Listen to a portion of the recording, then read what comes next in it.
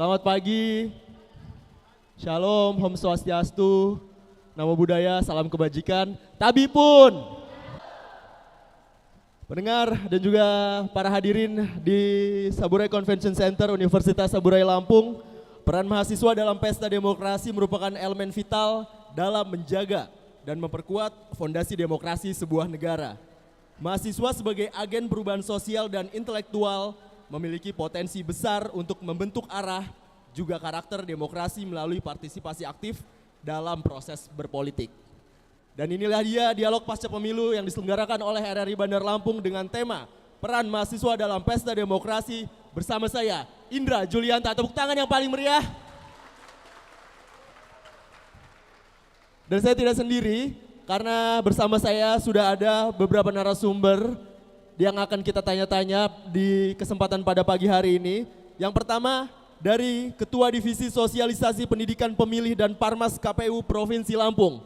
Tepuk tangan untuk Bang Antonius Cahyalana SIP MIP. Selamat pagi Bang Antonius, apa kabar? Oke, ini beliau adalah dari KPU ya, dan selalu bersama dengan RRI Bandar Lampung untuk mensosialisasikan program-program dari KPU. Dan yang kedua, ini juga dosen ilmu pemerintahan FISIP Universitas Lampung. Tepuk tangan untuk Dr. Robi Cahyadi MA. Selamat pagi.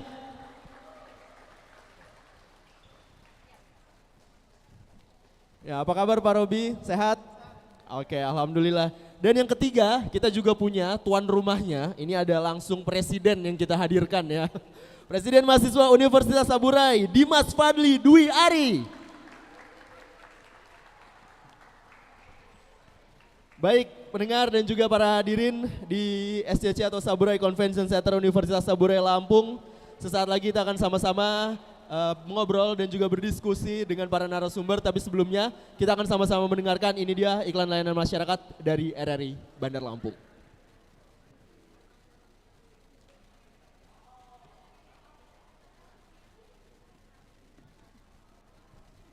Biasanya memiliki ciri khasnya tersendiri, seperti ketika hari pemungutan suara berlangsung, media sosial akan diramaikan dengan unggahan foto jari kelingking dengan tinta biru.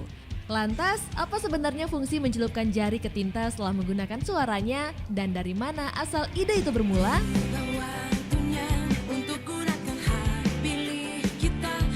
Ternyata sejarah pemilu di dunia mencatat penggunaan tinta ini telah digunakan sejak lebih dari 50 tahun yang lalu.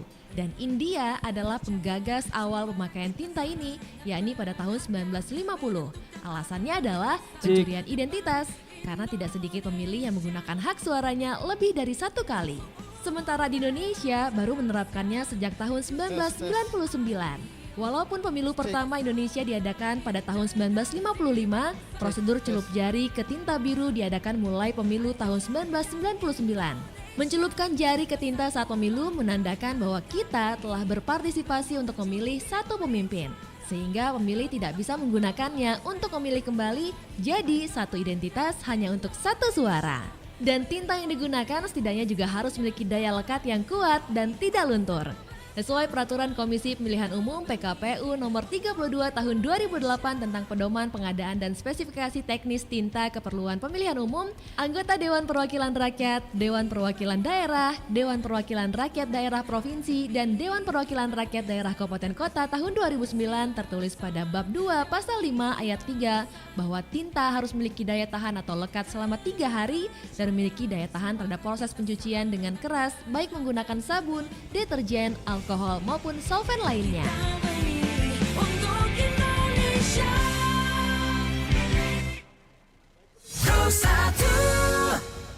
Ya pendengar dan juga para hadirin di SCC atau Saburai Convention Center Universitas Saburai Lampung. Pada saatnya nanti juga kita akan ada sesi tanya jawab, dan juga pendengar yang ingin bertanya boleh langsung melalui telepon kami di 0811 729 2626 atau SMS dan juga WhatsApp di 0811 7207909. Dan tak lupa bahwa siaran kali ini juga disiarkan melalui program 1 RRI Bandar Lampung di 90,9 FM dan juga official YouTube kami di channel RRI Bandar Lampung.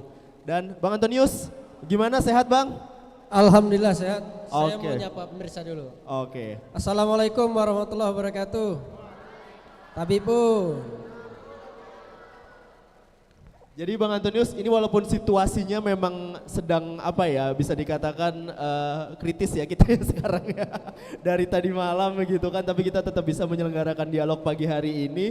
Nah, mungkin ini bisa jadi salah satu evaluasi gitu ya bagi pemerintah, terutama nanti saat kita akan melaksanakan pilkada yang akan kita jelang sesaat lagi. Nah, Bang Antonius, mungkin teman-teman dari Saburai dan juga para pendengar ingin lebih tahu gitu, seperti apa gambaran pilkada di tahun 2024 ini. Mungkin bisa dijelaskan, silakan. baik, terima kasih. Secara umum ya, kita di penyelenggaraan pemilu dan pilkada ini masih dalam tahapan transisi. Kenapa? Pemilu sudah berakhir, tapi masih ada persengketaan di Mahkamah Konstitusi, sementara pelaksanaan pilkada baru mau dimulai. Tapi saya ingin menggambarkan secara umum terkait dengan pilkada dan apa yang sudah dilakukan. Yang pertama, tentu kalau bicara soal pilkada, kita bicara soal perencanaan dan anggaran. Alhamdulillah di provinsi dan 15 kabupaten kota ini persoalan perencanaan dan anggaran itu sudah clear semua ya, tinggal dilaksanakan lagi. Yang kedua, kita juga sudah melakukan rekrutmen badan ad hoc. Nih PPK, PPS sudah direkrut, sudah dilantik, dan tinggal satu lagi nih, nanti kita akan rekrut KPPS. Harapannya sih mahasiswa-mahasiswa Saburai ini terlibat dong menjadi KPPS gitu. Kita juga kemarin sudah membuka pencalonan ya dari jalur perseorangan. Dulu disebut independen gitu, jalur perseorangan.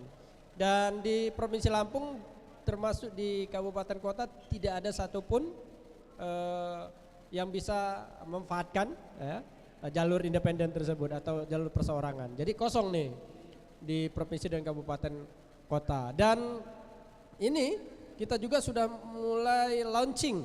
Nah kalau di mana-mana ini Pak Dr. Robi, kita lakukan sosialisasi pendidikan pemilih melalui launching pilkada di mana-mana. Nanti sore nanti sore itu ada di Waikanan ya, nanti malam Waikanan. Setelah dari sini langsung ke Waikanan gitu. Dan kita sudah juga launching maskot kita. Maskot kita nama si Raung dan si Maung. Wujud dari penjelmaan harimau Sumatera, harimau Lampung ya gitu. Nah, simbol kegagahan gitu, keberanian gitu masyarakat Lampung. Lalu kita juga sudah launching jingle pilkada juga. Dan ini juga kita juga sudah mulai pemetaan TPS dan daftar pemilih.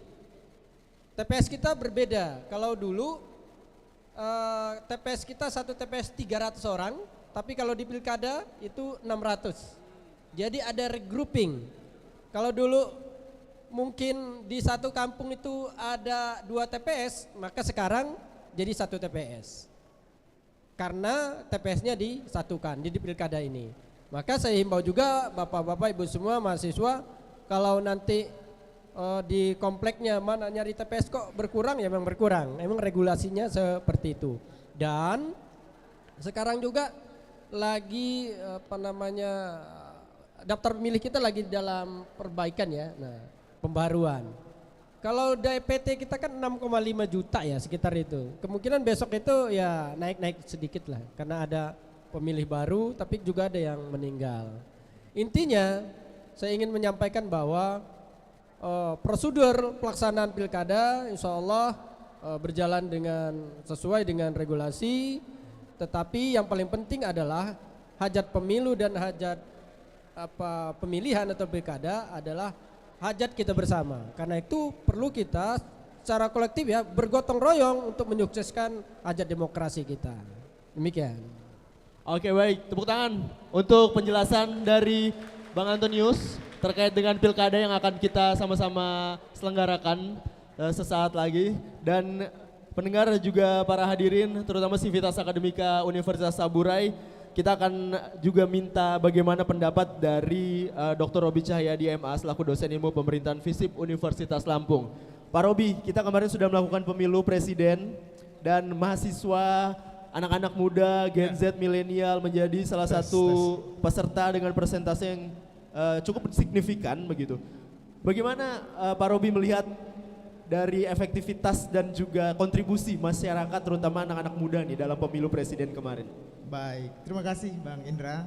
Saya sapa dulu adik-adik dari Universitas Saburai. Hai adik-adik semua, sehat? Alhamdulillah. Baik, kalau melihat dari semangat adik-adik di sini, inilah para penerus bangsa.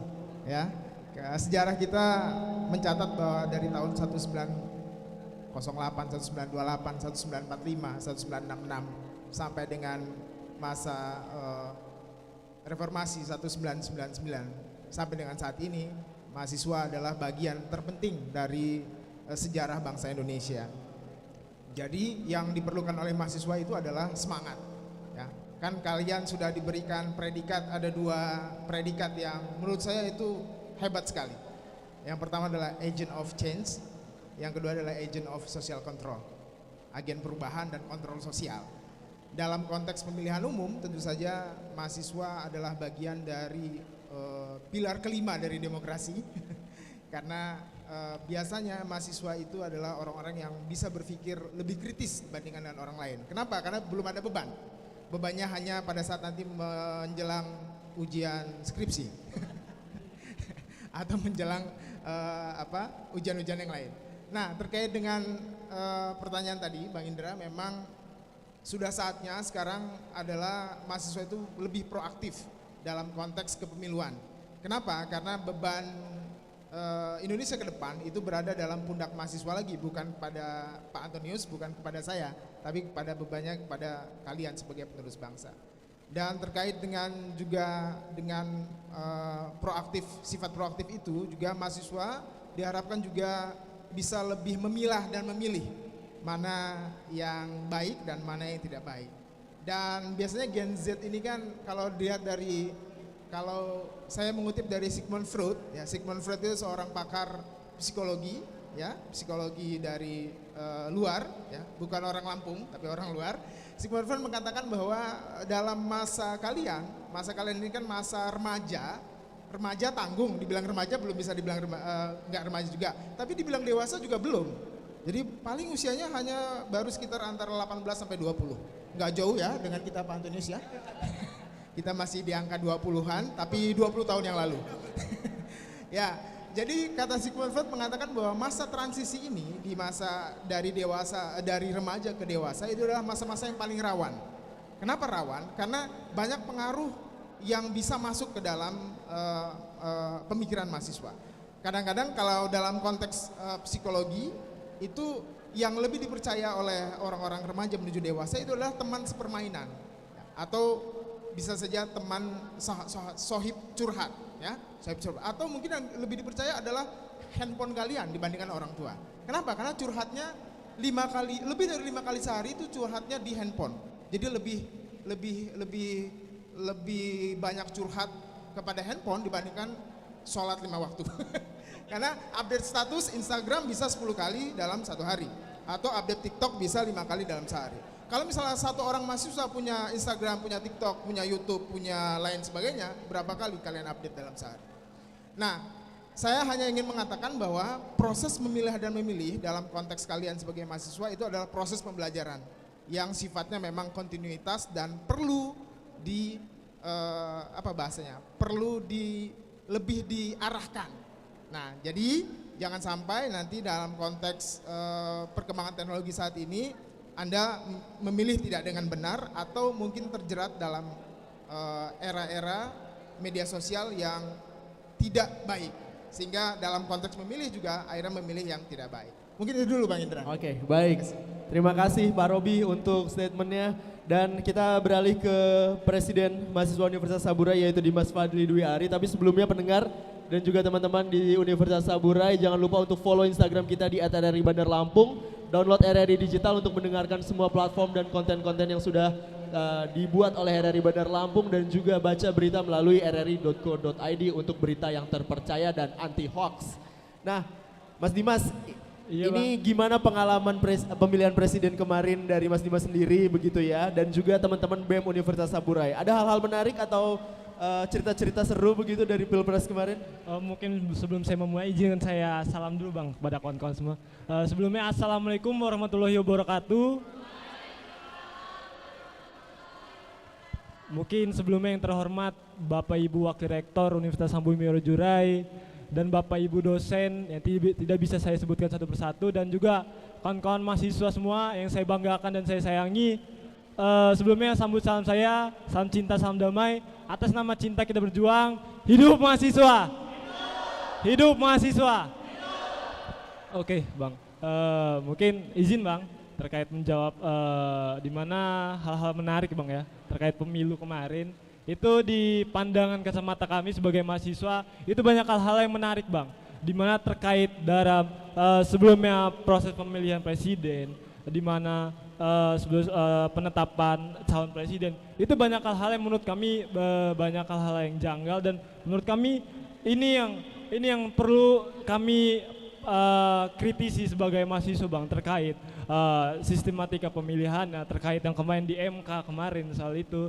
Dan juga menurut kami inilah momentumnya mahasiswa untuk melakukan pembelajaran terhadap pemilu pada kali ini, di mana kita mengamati dari segi-segi positif maupun segi negatifnya, di mana banyaknya hal-hal yang menurut kami ini yang harusnya mahasiswa perhatikan Bang. Oke, baik. Seperti apa misalnya? Ada hal-hal yang menarik yang disebutkan tadi itu? Kemarin bagaimana? seperti ya yang di MK kemarin Bang, seperti baik. batas umur. Tapi kemarin tidak ada kesulitan dalam memilih. Apakah ada sempat tanya-tanya sebelah gitu, pas milih bener-bener lancar atau emang udah ada pilihan Alhamdulillah pasti? pas memilih kemarin saya sendiri benar-benar lancar Bang, karena bagaimanapun juga kita sebagai mahasiswa yaitu agent of control, agent of social of change, di mana kita memang mengkritisi pemerintah, tapi kita harus ingat lagi di mana bahwasannya di 2045 di Indonesia Mas itu kita yang akan berperan kawan-kawan semua. Dan juga terkait pemilihan kemarin Bang, memang sebagai mahasiswa sendiri kita harus benar-benar mempunyai suara untuk Berapa kali ikut pencoblosan Dimas? Kalau untuk saya sendiri Bang, itu udah 2 kali Bang. Oh, udah 2 kali? Udah 2 kali Berarti Bang. bukan yang pertama kemarin ya? Bukan yang pertama untuk pemilihan Berarti presiden. udah nggak bingung ya di dalam bilik suara ya? Iya benar. Oke, baik, tepuk tangan untuk ketiga narasumber kita. Dan pendengar, kita juga membuka sesi tanya jawab pada saat ini dengan hadiah. Kita memiliki 5 goodie bag menarik dari RRI Bandar Lampung. Silakan yang ingin bertanya, tunjuk tangan dan sebutkan jurusannya dan pertanyaannya. Nanti tim kami akan segera menghampiri. Silakan. Oh, sudah ada, baik. Itu pertanyaan tiga penanya ya. Oke, baik. Sebelah sini dulu, langsung. Silakan diberikan mikrofonnya. Oke, sebutkan nama, jurusan dan pertanyaannya ya. Baik, cek. Oke, sudah dipilih. Ini ada 1 dulu, 2 lagi berarti ya, 2 lagi. Oke, baik, silakan. Oke. Assalamualaikum warahmatullahi wabarakatuh. Waalaikumsalam warahmatullahi wabarakatuh. Izin memperkenalkan diri, nama saya Rido Gunawan dari Fakultas Teknik. Panggilannya siapa? Rido. Rido, baik, Rido. Iya. Silakan Rido. Di sini saya akan bertanya ke Bapak Antonius Cahyalana. Izin Pak, untuk pemilu tahun kemarin kan itu ada sistematika yang di mana itu aplikasinya DON. Itu aplikasinya DON, dan izin bertanya, ini langkah strategi apa untuk mewujudkan pilkada yang damai, dan bagaimana mengatasi permasalahan di tahun kemarin mengenai aplikasi yang DON. Oke. Ya. Aplikasi apa? Boleh tahu spesifiknya? Apa ya yang dari sore sampai subuh itu tidak bisa diakses gitu? Sirekap. Sirekap. Ya. Baik. Oke, terima Itu, kasih Rido untuk ya. pertanyaannya. Sudah kami tangkap poinnya, dan silakan untuk penanya selanjutnya. Baik. Sudah dapat tim RRI Bandar Lampung. Oke, ini kali ini perempuan ya. Silakan nama, jurusan dan pertanyaannya. Oke, sebelumnya izin memperkenalkan diri. Nama saya Zahra, saya dari Fakultas Ilmu Sosial dan Ilmu Politik, Prodi Administrasi Publik. Di sini saya akan menanyakan mengenai yang di topik peran dan pesta demokrasi mahasiswa ya. Saya di sini akan bertanya, apa saja strategi yang dapat dilakukan mahasiswa untuk memperjuangkan hak-hak dan aspirasi mereka dalam sistem demokrasi. Terima kasih. Oke, baik, terima kasih untuk Zahra dari FISIP. Kemudian ada lagi? Satu lagi, oke, di depan. Ya, ini mahasiswa lagi ya. Silakan nama dan jurusannya. Bismillahirrahmanirrahim. Assalamualaikum warahmatullahi wabarakatuh. Waalaikumsalam warahmatullahi wabarakatuh. Izin memperkenalkan diri, nama saya Muhammad Dani Albani Haki dari Fakultas Ekonomi dan Bisnis Program Studi Manajemen. Izin bertanya kepada para narasumber, lingkungan keluarga sama lingkungan masyarakat itu mempengaruhi pemilihan kami dalam memilih calon presiden. Misalnya kalau keluarga kita dan lingkungan memilih paslon nomor 1, kita juga harus nomor 1. Jadi bagaimana cara kami sebagai para pemilih pertama ini untuk lebih konsisten dan percaya diri untuk memilih di kemudian pemilu ke depannya, Bang. Terima kasih. Baik, terima kasih Dani. Kemarin sempat diintervensi sama orang tua berarti ya? Iya, Pak. Sama Oke, ini lingkungan gimana juga. cara ngelawannya nih berarti ya pertanyaannya. Baik, terima kasih, tepuk tangan dong untuk ketiga penanya kita. Ini kita akan ke Rido dulu mungkin ya, atau mungkin ke Zahra dulu nih tadi nih. Apa saja strategi mahasiswa untuk memperjuangkan hak-haknya gitu ya. Mungkin silakan Dimas, ada yang mau disampaikan kepada temannya si Zahra Untuk ini? strategi Bang ya, Aha. untuk memperjuangkan hak-hak demokrasi di mana kita sebagai mahasiswa tetap mengedepankan ya nilai demokrasi di mana yang seperti saya katakan tadi, mahasiswa memiliki peran penting dalam tolak ukur demokrasi di Indonesia pada saat ini, di mana kita melihat sejarah pada tahun 65, 98 di tahun itu reformasi, di mana mahasiswa adalah penjunjung tinggi nilai demokrasi untuk pada saat ini, di mana strateginya itu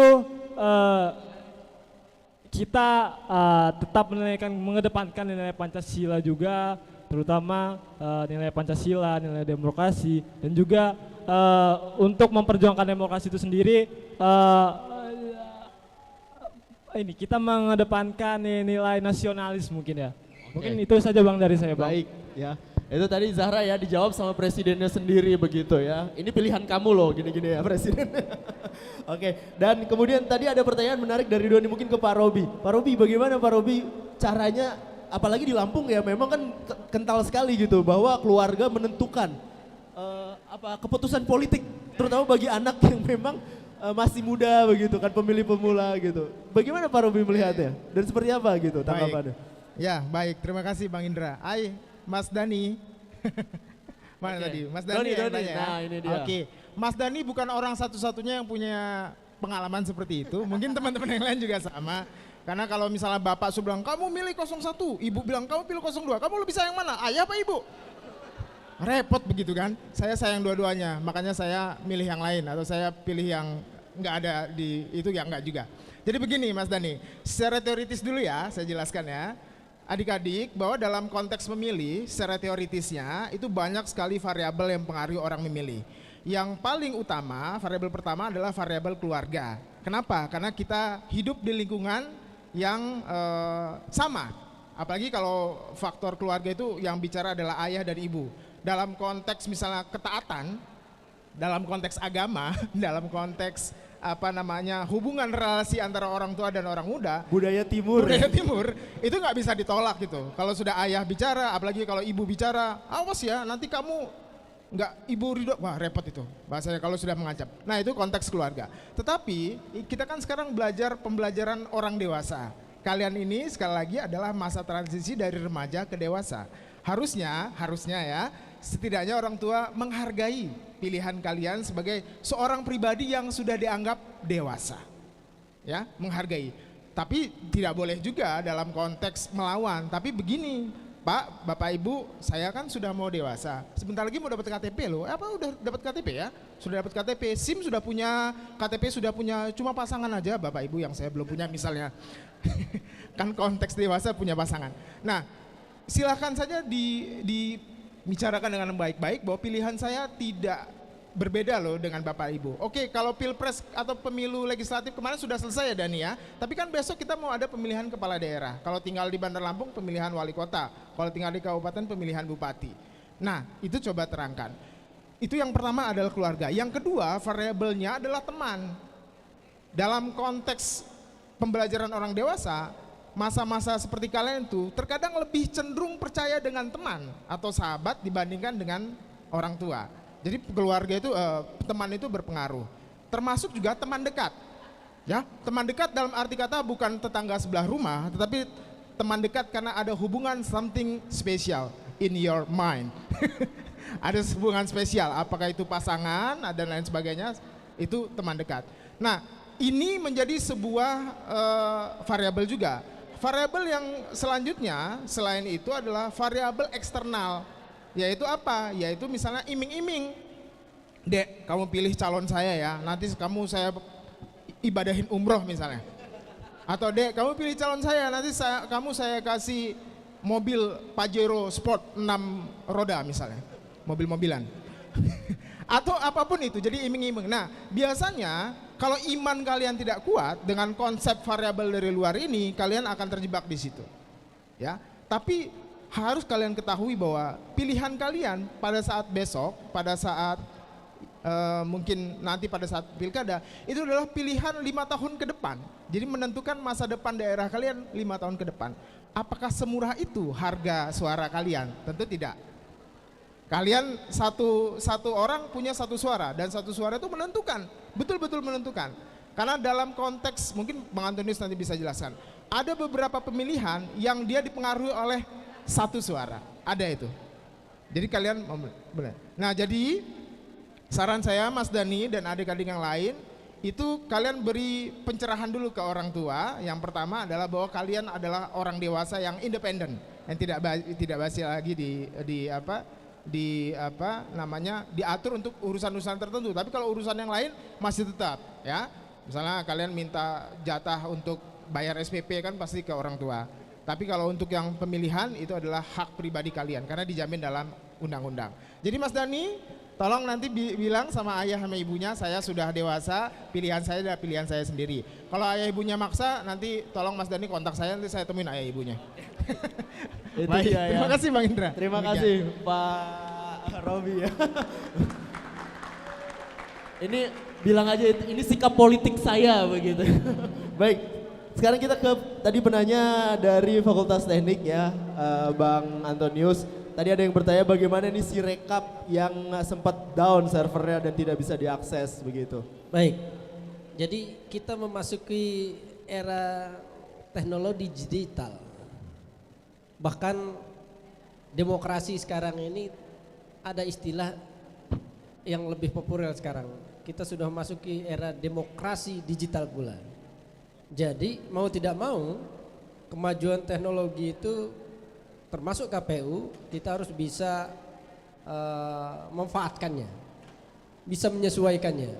Karena itulah maka setiap tahapan ya penyelenggaraan di KPU itu, setiap aktivitas kegiatan yang ada di KPU itu sudah berbasis dengan teknologi, bukan hanya sirekap. Jadi kalau mau masuk kantor KPU, diterima di depan kita sudah ada e-resepsionis. Sudah nggak perlu lagi nyatet-nyatet, tinggal scan barcode ngisi di situ. Kita sudah ada sistem Sidali, Simpau, Simonika, apalagi. Termasuk yang terakhir kemarin yang dimasalahkan nanti sebelum saya jawab Sirekap. Semuanya sudah pakai sistem. Jadi tidak ada lagi agenda, aktivitas kegiatan yang enggak berbasis sistem. Dalam rangka apa? Dalam rangka efektivitas, efisien, dan transparan tentunya. Termasuk Sirekap. Sirekap digunakan untuk apa? Pertama bahwa Sirekap adalah alat bantu. Sekali lagi, ini kata kuncinya nih. Sirekap adalah alat bantu. Alat bantu biar apa? Pertama biar transparan. Yang kedua biar cepat, biar murah. Karena KPU selalu dikritik kalau hasil pemilu itu diketahui nanti nunggu seminggu, 4 hari. Masyarakat kepengen cepat nih dengan dengan situasi yang serba instan kayak gini pengen cepat dong, betul. Nah, KPU menjawabnya dengan sistem itu Sirekap. Sekali lagi Sirekap alat bantu. Kenapa Sirekap itu menjadi problematik kemarin? Karena begini, saya ingin memberikan alur biar nggak salah paham. Jadi Sirekap itu alat bantu semacam scanner gitu ya, foto C hasil. Kalau dulu C plano yang ada di KPPS, yang ditulis bapak-bapak kita yang dari petugas KPPS itu langsung dikasih aplikasi Sirekap, dipoto. Hasil fotonya itu langsung masuk ke dalam server. Oleh komputer itu dibaca. Nah, masalahnya adalah karena komputer ini jujur. Sementara tulisan bapak-bapak kita, mohon maaf ya. Tulisan bapak-bapak itu kalau nulis 1, kadang-kadang ada ujungnya tuh kayak 7. Oleh komputer dibaca 7, harusnya 17 dibaca 77. Atau ada juga yang nulis 3 kelepasan gitu 3-nya tuh. Dibaca komputer bingung nih, bacanya 6. Itu.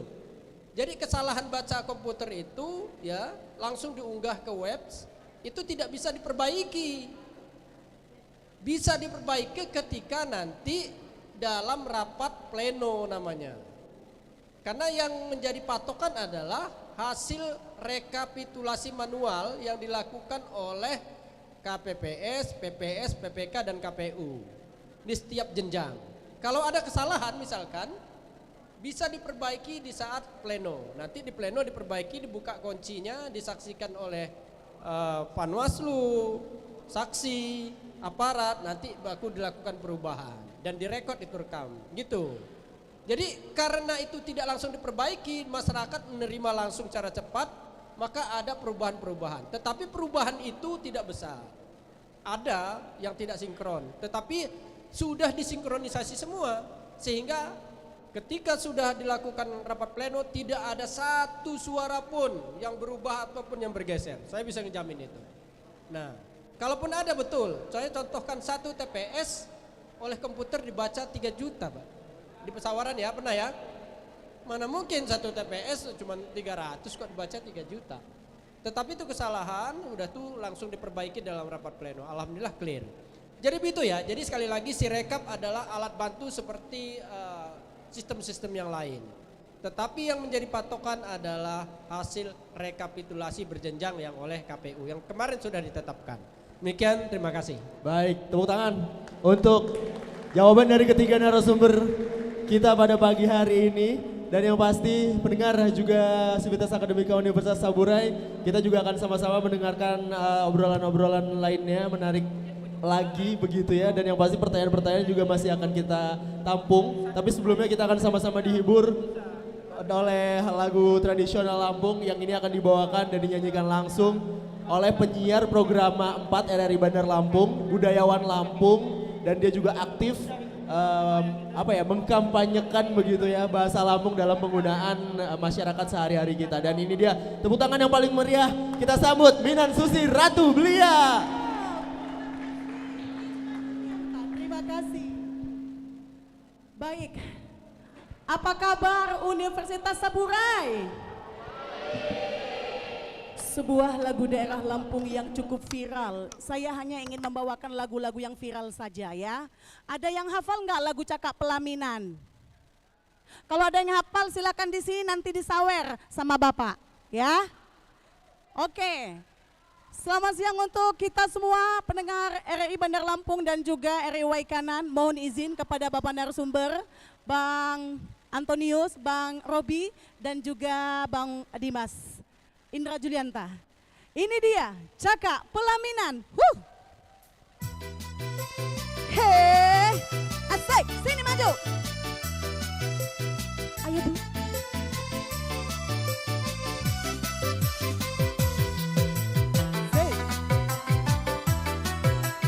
Ayo yang berani maju. Kok diam saja?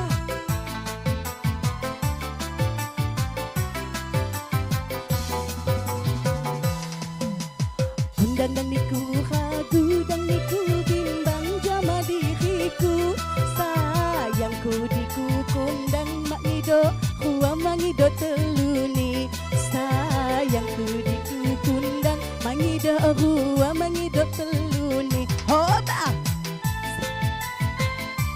Ayo sini. Sebelah ni wai tanding kitumbai ni ayu marga sukau. Di san hatiku gering angkahaniku bangrangku layau. Lamun hatiku gering angkahaniku bangrangku layau. Asik. Ayo sini buruan. Ayo. Masa malu-malu. Ayo semuanya. Sini semuanya. Ayo sayang yuk. Ayo. Asik. Hoba. Ayo sini. Kita joget yuk. Joget ya.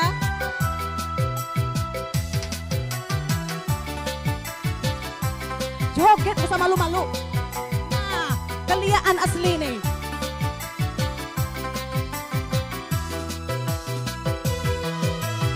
Undangku dikukundang, bima mungkin ringanan lagi. Dikukundang di halungan, yaku andan di pagi. Asik.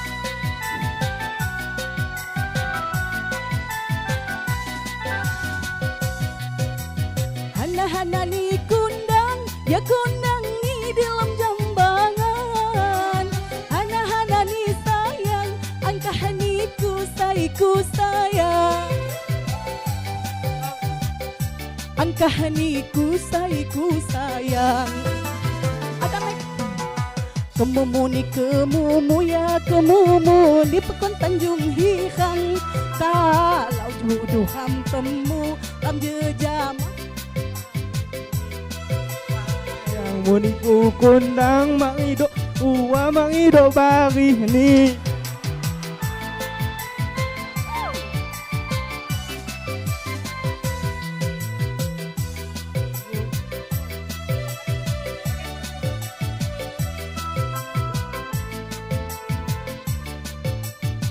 Mak medok bari ni. Yeah.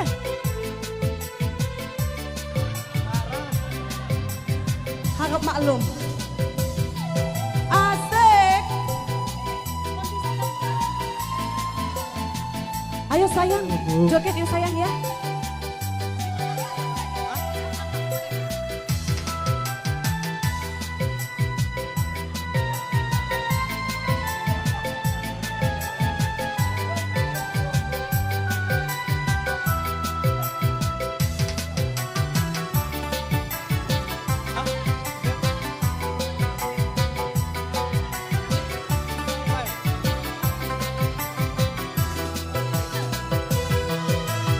Pesanku dikukundang, gak mungkin diranan lagi. Dikukundang di haluan, ku andan di pagi. Asik.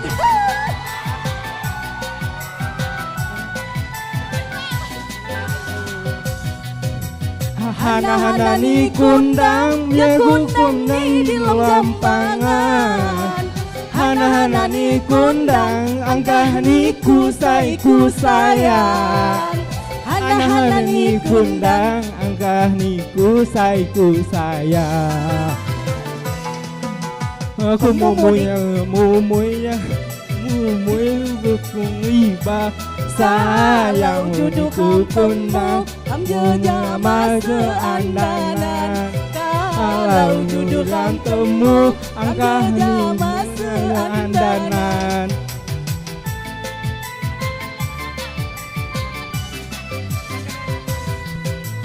Danakan ya nak. Danakan kumbah kanan. Kadu papada sayang, lapah haram cakap di pelaminan. Kadu papada sayang, angkah ni kulit pelaminan. Masya Allah, terima kasih. Kadu hafal lagu daerah Lampung. Nanti ngilu sawer sama bapak ya nak ya. Sukses selalu untuk kalian, terima kasih. Indonesia telah melaksanakan beberapa kali pemilu dimulai sejak tahun 1955. Berdasarkan amanat Undang-Undang Nomor 7 Tahun 1953, pemilu 1955 dilakukan 2 kali. Pemilu pertama dilaksanakan pada tanggal 29 September 1955 untuk memilih anggota-anggota DPR. Pemilu kedua 15 Desember 1955 untuk memilih anggota-anggota Dewan Konstituante. Pemilu 1955 menggunakan sistem proporsional. Pemilihan umum sistem proporsional adalah di mana kursi yang tersedia dibagikan kepada partai politik atau organisasi peserta pemilu, sesuai dengan imbangan perolehan suara yang didapat oleh partai politik itu. Oleh karena itu, sistem ini disebut juga dengan sistem berimbang. Dalam sistem ini, wilayah negara adalah daerah pemilihan. Akan tetapi, karena terlalu luas, maka dibagikan berdasarkan daerah pemilihan dengan membagi sejumlah kursi dengan perbandingan jumlah penduduk.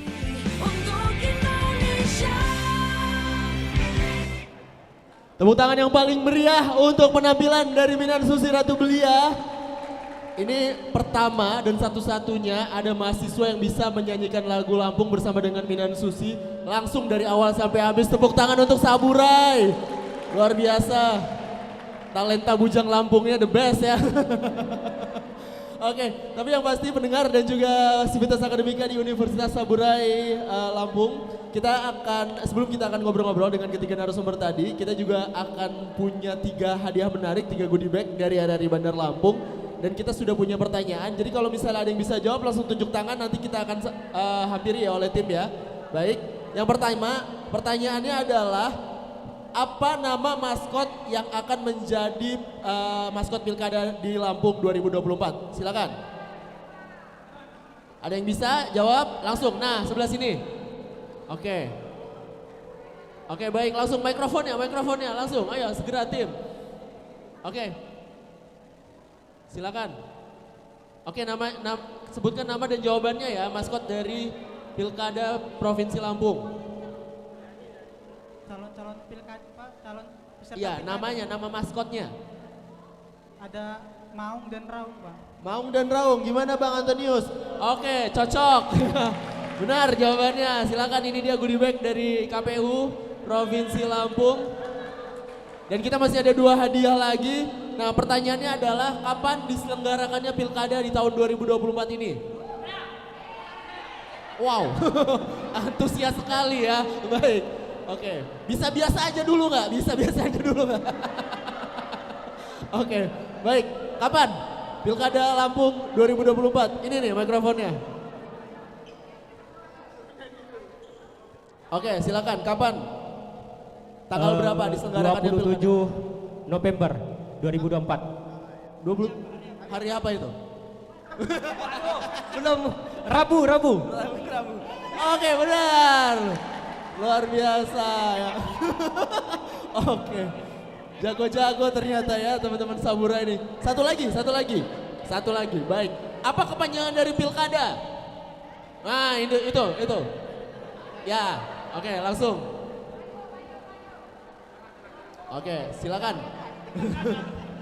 Pemilihan kepala daerah. Gimana Dewan Juri? Ya, betul. Aduh, enak banget pertanyaannya, gampang-gampang ya, langsung dapat hadiah. Oke, baik. Oh, foto dulu. Oke, tepuk tangan untuk ketiga mahasiswa yang sudah menjawab pertanyaan tadi. Nah, kita kembali lagi nih bersama dengan ketiga narasumber tadi ya. Jadi buat kalian semua juga teman-teman yang di sini boleh langsung tanya jawab juga ya. Nanti kita akan kasih waktu sambil kita berbincang kepada ketiga narasumber ini. Kita ke Bang Antonius dulu ya. Kita sambil menunggu, silakan ya kalau ingin bertanya ya. Bang Antonius. Oke, oh baik. Oh, langsung bertanya. Oke, baik. Sebentar, tahan dulu Bang. Oke, ada 2 penanya. Boleh langsung, silakan. Baik, itu dia. Tim segera langsung diberikan mikrofonnya. Sama ya seperti tadi ya konsepnya. Silakan sebutkan nama, jurusan dan pertanyaannya. Oke, baik. Langsung. Izin memperkenalkan diri, nama saya Nurul Akmalia dari Fakultas Hukum. Oke, Fakultas Hukum siapa namanya tadi? Nurul Akmalia. Panggilannya Nurul ya? Iya. Baik Nurul, silakan Nurul. Pertanyaan saya, mengapa Gibran Rakabuming Raka dapat terpilih menjadi cawapres sedangkan di dalam undang-undang syarat untuk menjadi presiden maupun wakil presiden yaitu berusia 40 tahun. Terima kasih. Baik. Wassalamualaikum warahmatullahi wabarakatuh. Waalaikumsalam warahmatullahi wabarakatuh. Oke, sekarang penanya kedua. Ya, Mbak hijab di sebelah sana, boleh? Oke, yang sudah tunjuk tangan duluan, silakan mikrofonnya. Nah, iya. Nama, jurusan, dan pertanyaannya ya. Assalamualaikum warahmatullahi wabarakatuh. Izin perkenalkan diri, nama saya Sartika Agustin dari Fakultas Manajemen Ekonomi. Pak, kita kan memiliki hak untuk memilih. Sedangkan dalam pemilihan ini kita selalu ada namanya mendapatkan serangan fajar gitu. Pertanyaan saya, bagaimana mengatasi berita-berita mengenai pemilihan yang dianggap curang dan kenapa mereka mengungkapkan kecurangan itu setelah berlangsungnya pemilihan? Baik, oke. Pertanyaan saya seperti itu. Dan hubungan serangan fajar dengan tadi berarti nggak ada ya? Baik, oke, itu intermezzo aja. Oke, silakan, itu dia tadi penanya kita dan oke. Baik, silakan langsung diberikan hadiahnya kepada para penanya. Oh, ada sesi dokumentasi terlebih dahulu ya. Baik, silakan ini kepada narasumber. Oh, di depan. Oke, baik. Silakan penanya. Ini ada maskot dari KPU Provinsi Lampung, ada si Maung dan si Raung. Adalah harimau khas Sumatera ya, yang menjadi pilihan dari hewan khas Lampung yang dipilih sebagai maskot dari KPU Provinsi Lampung. Wow, keren ya maskotnya ya, ini bonekanya bagus. Oke. Mau ya? Mau dong. Oke, baik, ini ditawarin langsung nih sama Bang Antonius. Oke, tepuk tangan dong untuk dua penanya kita. Langsung akan segera dijawab ya. Ini tadi ada dari Fakultas Hukum ya. Ini pertanyaannya tentang dari Nurul. Mungkin dari Pak Robi dulu ya. Kenapa Mas Gibran bisa terlibat dan akhirnya ikut kontestasi? Bagaimana, silakan Pak Robi. Oke, mikrofonnya bisa diaktifkan. Tes, ya. Oke, baik. Siapa tadi namanya, Dek? Nurul. Nurul, wah terima kasih ya pertanyaannya. Pertanyaannya sangat kritis dan mewakili 170 juta penduduk Indonesia. Terima kasih. Baik, Dek Nurul, ini adalah mekanisme sistem di kita dalam proses pencalonan wakil presiden, bahwa memang ada ceritanya begini, pada suatu hari ada seorang mahasiswa yang mengajukan gugatan ke Mahkamah Konstitusi yang mempersoalkan tentang batas usia calon wakil presiden. Nah, dalam undang-undang memang diatur batas usia tertentu, nah tapi itu digugat. Dan lah-dalahnya setelah itu digugat, akhirnya diadakan rapat luar biasa oleh Mahkamah Konstitusi dan finalnya adalah memutuskan bahwa itu diturunkan batas usia tersebut. Ada dua hal yang akan saya jelaskan. Yang pertama adalah masalah hukum ya. Kalau kita bicara hukum artinya semua orang punya hak yang sama di depan hukum. Termasuk juga hak orang tersebut untuk mengajukan judicial review atau gugatan. Misalnya begini, Anda tidak puas misalnya, pemilu kenapa harus usia 17 tahun misalnya, tolong dong diturunkan atau dinaikkan, itu bisa saja diajukan judicial review. Atau misalnya kalian sudah siap nih jadi calon wali kota Bandar Lampung padahal usia baru 20 tahun, kita gugat deh, pokoknya yang jadi calon wali kota harus usianya 20 tahun, itu boleh-boleh saja. Permasalahannya adalah apakah di tingkat yang menggugat, di tingkat yang mengadili itu disahkan atau tidak. Untuk kasus Gibran ini adalah disahkan. Oke, itu masalah hukum selesai. Artinya itu dari kacamata hukum. Yang kedua, yang tidak kalah penting adalah dari kacamata netizen. Dari kacamata netizen 08 ya. Ini memang netizen yang luar biasa aktif dan terkenal di seluruh dunia, adalah netizen yang paling vokal. Militan. Militan dan vokal. Saya tidak bicara dari kacamata netizen, tapi dari kacamata kepatutan, dari bicara etika. Karena di atas hukum itu ada yang namanya etika. Nah, secara etika yang banyak dipermasalahkan oleh para netizen dan kita semua di seluruh rakyat Indonesia, itu ada hal yang tidak etis atau tidak patut. Kenapa? Kita tidak mempertanyakan yang menggugat, tapi materi gugatannya adalah siapa dia. Mas Gibran itu adalah, walaupun dia adalah warga negara Indonesia, tapi ada BIN. Nah, ada di belakangnya, ada ayahnya yang memang Presiden Republik Indonesia. Itu secara etika dianggap melanggar. Karena secara etis dalam konteks politik, ya, dalam konteks kalau kita bicara political theory, dalam konteks konsep teori politik itu adalah untuk rahmatan lil alamin, untuk kesejahteraan umat, kalau bahasa muslimnya rahmatan lil alamin. Jadi kalau privilege, kalau bahasa kita ya, kalau privilege yang diberikan kepada satu warga negara yang dia berbeda dengan warga negara yang lain, itu artinya melanggar etis. Oke, itu jadi pembelajaran buat kita semua. Tetapi masalahnya adalah selesai Mas Gibran, ternyata ada adiknya, Mas Kaisang, yang mau nyalon Wakil Gubernur DKI Jakarta, yang kalau kemarin kakaknya diputus oleh Mahkamah Konstitusi, yang sekarang adiknya diputus oleh Mahkamah Agung. Mahkamah kakak, mahkamah adik kalau bahasa kita. MK itu mahkamah kakak, MA mahkamah adik. Nah, ini juga secara hukum selesai. Selesai kenapa? Karena ini prosesnya hakim yang menentukan, tapi secara etis, secara sosial itu menjadi sebuah perdebatan. Nah, bagaimana positioning kita sebagai mahasiswa, bagaimana positioning kita sebagai warga negara. Kalau memang itu dianggap oleh kita sebagai sesuatu yang tidak benar atau melanggar etik, silakan suarakan, tidak masalah menurut saya. Tetapi suarakan dengan cara-cara yang santun, suarakan dengan cara-cara yang bijak, suarakan dengan cara-cara yang baik. Jangan, yuk kita demo seluruh Indonesia, kita ngeluruk. Nah, itu tidak baik juga, karena pertama demo capek, yang kedua demo kadang-kadang juga tidak efektif, ya, karena membutuhkan modal, dana dan lain sebagainya. Jadi adik, ya silahkan saja berkomentar di media sosial, di komentar lain, tapi komentar yang bijak dan yang baik. Ya, terima kasih pertanyaannya, bagus sekali. Oke, terima kasih Pak Robi. Dan jangan lupa, mungkin kita juga bisa menggunakan hasil keputusan itu untuk diri kita ya. Siapa tahu kita juga mau nyalon gitu kan. Ini kan semakin terbuka anak-anak muda gitu. Jadi nggak harus menunggu tua gitu kan. Baik, ini tadi ada pertanyaan selanjutnya juga Bang Antonius ya.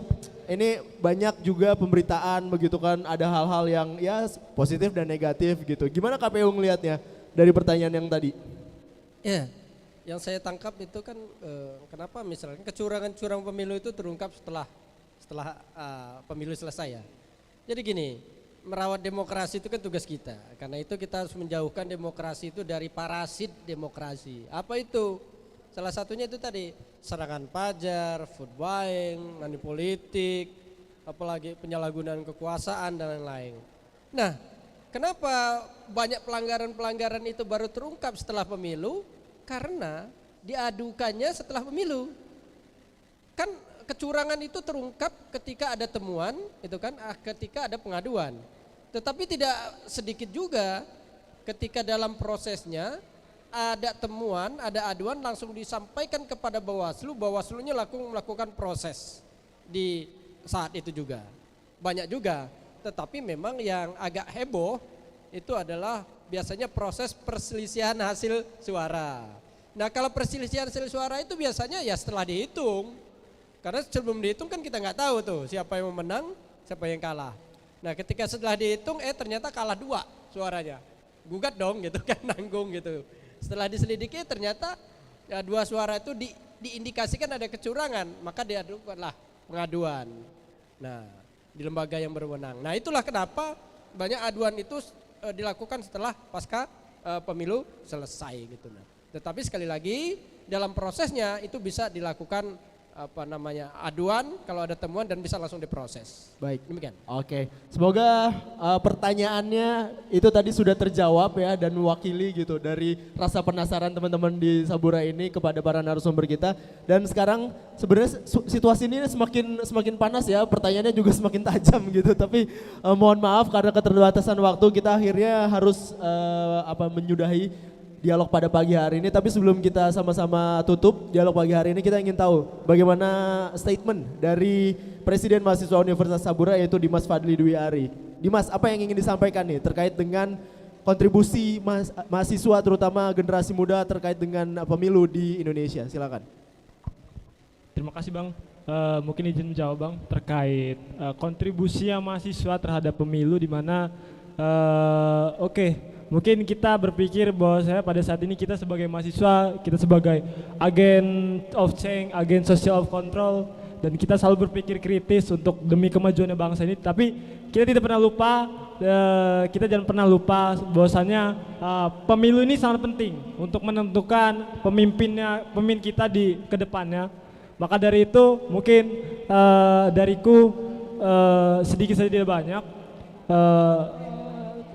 Kita tetap mengkritik pemerintahan, tapi kita juga tetap mendukung pemerintahan yang baik itu yang kita inginkan itu seperti apa. Mungkin seperti itu dari saya. Dan terakhir mungkin Bang, kata-kata penyemangat saya untuk kawan-kawan mahasiswa, mungkin untuk mencapai angka 10 itu nggak harus 5 tambah 5, nggak harus 8 tambah 2, tapi 1 tambah 9 itu bisa, 7 tambah 3 itu bisa. Dan juga dalam kehidupan, kalau kita gagal, kita harus bangkit lagi, dan kita jatuh, kita harus bangkit lagi. Maka dari itu untuk mencapai kesuksesan itu nggak harus ada satu cara, tapi melalui berbagai banyak cara. Mungkin itu saja Bang dari saya. Luar biasa, terima kasih Dimas Fadli Dwi Ari, Presiden Mahasiswa Universitas Saburai. Dan kita akan juga minta pendapat dari dosen ilmu pemerintahan FISIP Universitas Lampung, yaitu Dr. Robi Cahyadi MA. Silakan Pak Robi, apa yang ingin disampaikan? Baik, terima kasih Bang Indra. Bang Indra ini saya ngefans karena suaranya sering muncul di Kosan Udara 92,5 FM, menemani saya pada saat nyetir mobil. Baik, adik-adik, saya sedikit saja, tolong kalian renungkan ya. Kalian adalah satu atau sebagian kecil dari 3%. 3% warga negara Indonesia yang mengenyam bangku kuliah. Jadi kalian adalah special person, ya, orang-orang yang spesial. Hanya 3% dari seluruh warga negara Indonesia yang mengenyam bangku kuliah. Jadi tugas kalian adalah mengupgrade diri dengan sebaik mungkin dengan berbagai macam kompetensi yang positif. Yang kedua adalah mengaplikasikan ilmu kalian kepada publik. Yang ketiga, menyentuh publik, menyentuh masyarakat dengan hati tentang kondisi bangsa dan negara kita ini, termasuk dalam konteks pemilihan kepala daerah atau pemilihan umum. Ya, jadi tugas kalian itu sangat mulia karena kalian adalah orang-orang spesial. Oke, terima kasih. Baik, terima kasih, tepuk tangan untuk narasumber kita. Pak Robi ya, luar biasa tadi jawaban-jawabannya dan juga statementnya. Dan sekarang kita menuju ke Ketua Divisi Sosialisasi Pendidikan Pemilih dan Parmas KPU Provinsi Lampung, Bang Antonius Cahyalana SPMIP. Silakan Bang, apa yang ingin disampaikan? Baik, di pemilu dan pilkada ke depan, kalau melihat data statistiknya, akan tetap didominasi oleh kelompok muda, 50% dan lebih. Karena itu, arah 5 tahun ke depan dalam pilkada, termasuk arah 5 tahun ke depan Provinsi Lampung itu ditentukan oleh generasi-generasi muda termasuk mahasiswa. Karena itu mari berpartisipasi aktif dalam pemilu maupun pilkada. Bukan hanya menjadi pemilih tapi bisa terlibat langsung menjadi penyelenggara pemilu, menjadi peserta pemilu. Yang pasti kita pantau pemilu dan pilkada kita agar lebih demokratis. Demikian, terima kasih. Oke, tepuk tangan yang paling meriah untuk ketiga narasumber kita pada pagi hari ini. Dan juga kepada Sivitas Akademika dari Universitas Saburai. Semoga nanti kita bisa berbincang kembali dan berdiskusi kembali di Universitas Saburai. Tapi yang pasti kita juga mengingatkan sekali lagi untuk sama-sama download RRI Digital untuk dengerin semua konten dan juga melihat platform yang ada di handphone kamu. Jadi kamu bisa dengerin RRI dari handphone kamu dan jangan lupa untuk follow Instagram di @RRI Bandar Lampung dan juga sama-sama untuk membaca berita di rri.co.id untuk mendengarkan dan juga membaca berita-berita yang baik, benar dan anti hoax. Oke, saya Indra Julianta pamit undur diri. Wabillahi taufiq wal hidayah. Wassalamualaikum warahmatullahi wabarakatuh. Selamat pagi Universitas Saburai, sekali di udara.